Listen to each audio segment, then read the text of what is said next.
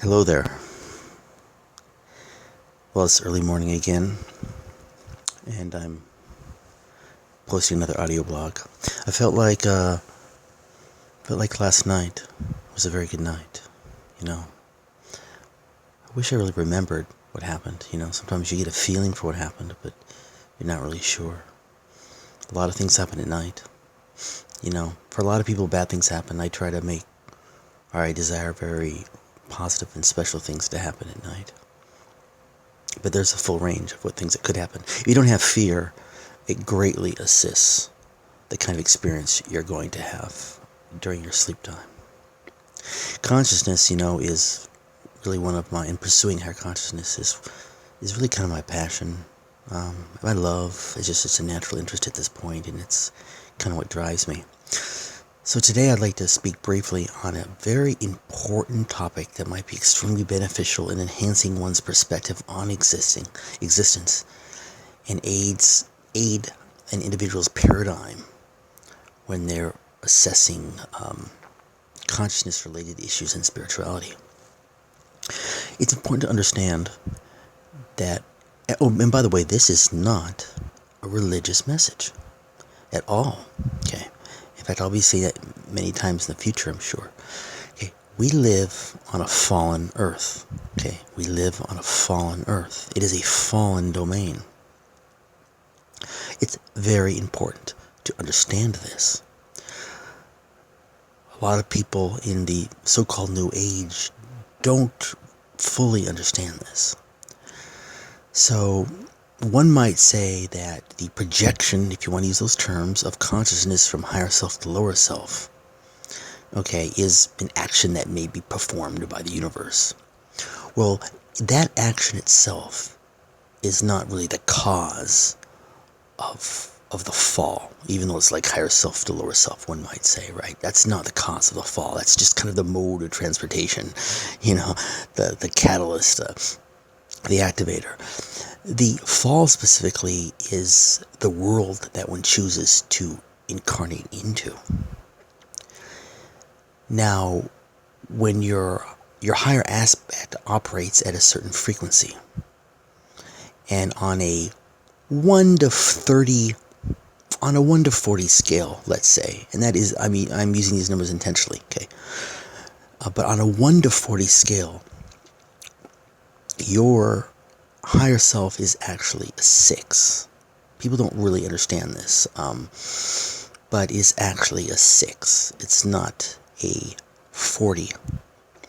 You can grow to become a 40, but you don't start really out that way. Again, one could say it's a 40 produces a 6, but suffice it to say, you as the being that you are and your individuated consciousness is a 6. And that is prior to your incarnation. Okay. So the fall is the fact that a 6-level entity chooses to carnate into, say, a 1-level world. You could fall less. You can incarnate into a 3-level world on another planet with humans that does not have the same low level of consciousness. But Earth is a level 1 consciousness. 1 out of 40. It's that fallen. Well, it's really fallen from 6, by the way. Not really 40. It's fallen from 6. But anyhow, so the specific mechanism of the fall is the fact that when you incarnate, you immediately assume via genetics the emotional wounds of your parents and actually all ancestry, in varying degrees. Obviously, the farther removed it is, the less significant it may be. But primarily, we'll say of your parents and then grandparents and such. You actually immediately acquire those emotional wounds when you incarnate. On day 1 in the freaking womb, you have those emotional wounds because you have the genetics. And they're unique for each person. And you're going to have to resolve those. And that's just day 1 in the womb. Number 2 is you will then start interacting both in the womb and during your childhood, with your parents, and you will acquire more emotional wounds from those interactions, where, for example, your emotions, right, are not adequately expressed, and it can be minor things. This is something which has been spoken about. Again, there's only a few people that seem to be doing cutting edge emotional work. I do enjoy the work of Teal Swan. She speaks of, in her book, The Completion Process, about how it does not take a major trauma for there being a fracturing of the self. It can be something really quite minor during childhood. And this is totally true. So you, number one, accumulate emotional issues and wounds, like issues towards men, issues towards women, various insecurities, vanity. Okay, I acquired vanity, I think, from my father. All right, just an example. it just seems to always come up in my life. So, and then once you're a child, your parents will interact with you in inappropriate ways, causing all kinds of trauma unknowingly. They're not trying to. They think they're doing loving things. They're not. They're suppressing, causing you to suppress your various emotions, not express yourself, and so then you fracture aspects of your being, into the subconscious or away from yourself. Okay, and so that's the second cause of your fall. The third cause are just really the belief systems throughout society. Belief systems, for example, that don't believe in spirits. So all children's psychic abilities and spiritual abilities are eventually just suppressed because parents and society are saying, well, that's your imaginary friend that doesn't exist. And then, of course, you learn all this science and such, which is very of a Western materialistic nature, not valuing the spirit realms and such. And so that's also just sort of suppressed. And so the end result is that you go from a 6-level entity to a 1-level entity because of, number 1, genetics from parents, number 2, parental upbringing, and number 3, cultural beliefs, and further evolution of the culture itself. The collective, you might say, collective impact. Those are the 3 reasons that you live on a fallen earth, a low consciousness earth. So this means that many things that human beings do are really simply emotional wounds. Like the Myers-Briggs, right? The Myers-Briggs. I am an INTP, and a typical one. But guess what? I'm not really an INTP. I'm a person who's been damaged. Now, yes, I have my unique traits, okay?